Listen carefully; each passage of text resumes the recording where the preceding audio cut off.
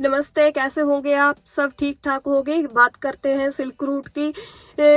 Silk route जो था वो जैसे कि हमने देखा है कि जो अर्जुन डिल्लो है उसने भी अपने जो उसका एक सॉन्ग आया है हाड़ी सोनी, उसमें उसने सिल्क रूट का भी जिक्र किया है। तो हम बात करते हैं सिल्क रूट की कि सिल्क रूट क्या है, उसे सिल्क रूट को किस की तरह बरता जाता था, उसकी जो बरतों थी वो किस तरह होती थी। सिल्क रूट था वो कोई छोटा रूट नहीं था, वो बल्कि बहुत लंबा रूट उसे माना जाता था। 600 किलोमीटर का ये रूट था जो भारत न्यू यूरोप की सड़कों के साथ जोड़ देगा। ये सिल्क रूट कई साल पहले व्यापार के लिए इस्तेमाल किया जाता था, पर अजिहा कुछ हुआ कि जो ये रूट था इसे बंद करना पड़ा। और जो आज आज जो विश्व के बढ़िया बढ़िया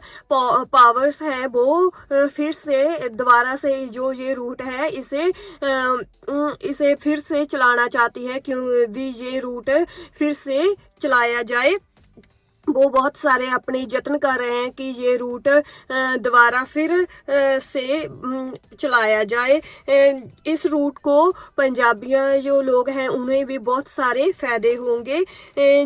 तो जानने के लिए इस वीडियो पर आप एंड तक बने रहे। आज जो है सिल्क रूट वो बहुत ही पुराना रूट है।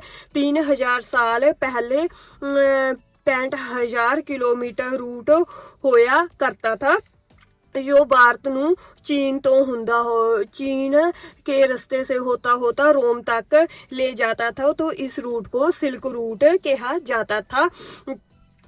जो कि है समय इसके चीन भी एक अजिहा देश माना जाता है कि चीन एक अजिहा देश था जिस देश ने रेशम का जो धागा है उसकी खोज की थी। कहा जाता है कि एक रानी थी, वो अपने बाग में बैठकर चाय पी रही थी, तो उसके चाय में एक कुश गिरा। तो उसने जब उसे निकाल के देखा तो वो बहुत ही सिल्की और रेशम की तरह बहुत ही अच्छा था। तो उसने खोज की कि क्यों ना इसका कुछ बनाया जाए। तो उसने सोचा कि इसका रेशम का कपड़ा ही बनाया जाए। तो इस तरह से रेशम के कपड़े की जो रेशम का धागा था उसकी खोज थी जो वो चीन वालों ने की थी। जो है ये सिल्क का कपड़ा है, इसकी डिमांड है जो वो बाकी देशों में भी बहुत बढ़ चुकी है, क्योंकि इस कपड़े को ये जो है लोग वो बहुत खरीद रहे हैं। चीन ने रेशम पहले उत्तर भारत ते फिर ईरान वाल ते सीरिया तो हुंदा होया रोम तक जान लगा था। इस करके इस रूट ਨੂੰ जो ये रूट है इस करके ही इस रूट को सिल्क रूट कहा जाता है। ये कोई शक वाली बात नहीं है कि सिल्क से अलावा जो बाकी के काम हैं वो भी इस रास्ते से ही होते थे, जैसे कि मसाले, घोड़ों का जाना आना और गहने सोने और चांदी के गहनों का जो व्यापार था वो भी इस रास्ते से ही होता था। बट जो था कि ज्यादातर व्यापार था वो सिल्क के कपड़ों का होता था। इस रास्ते से ज्यादा जो थे वो सिल्क के जो कपड़े थे उनको ही लेकर जाया जाता था।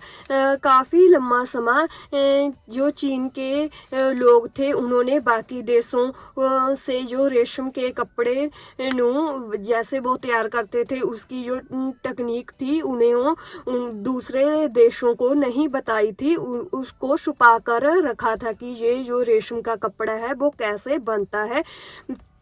पर बाद में कोरिया और भारत जैसे देशों ने इससे जानू हो गए थे कि ये रेशम का कपड़ा है वो कैसे बनता है और जो इसकी टेक्निक है वो कैसे बढ़ती जा रही है।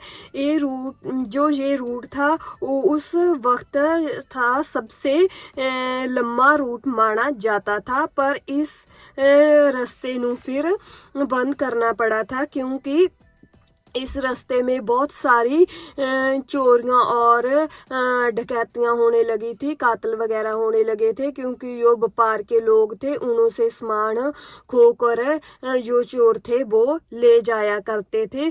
जब तक इस रूट पे मदेशी थे जो उन ऊपर मुगलों का राज था, तो ये रूट बहुत ऊपर तक था। इस रूट पर किसी का आना जाना नहीं था कि चोर इस रूट पर नहीं आ सकते थे।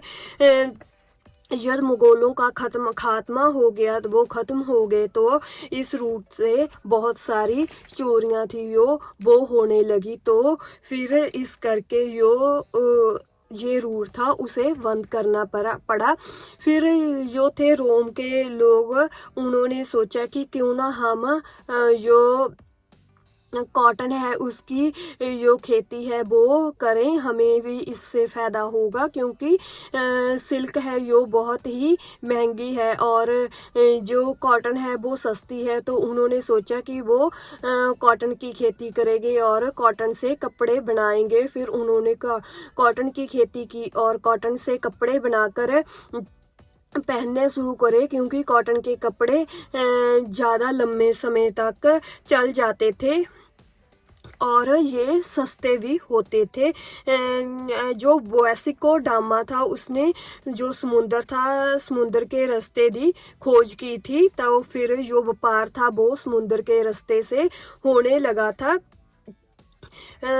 तो ये सिल्क रूट का रास्ता था, इस करके बंद करना पड़ा, क्योंकि इस रास्ते ये बहुत लंबा रास्ता था। इस रास्ते में बहुत सारी चोरियां होने लगी, तो उनका जो व्यापार वाले थे उनका सामान था जो वो उठाकर ले जाते थे। तो फिर इस वजह से उन्होंने ये जो रास्ता था वो बंद कर दिया। तो अब कहा जाता है कि ये रास्ता फिर से खोल देना चाहिए, क्योंकि ये रास्ता है ये भारत के साथ जुड़ जाएगा और इस रास्ते को पंजाब के लोगों को भी बहुत फायदा होगा।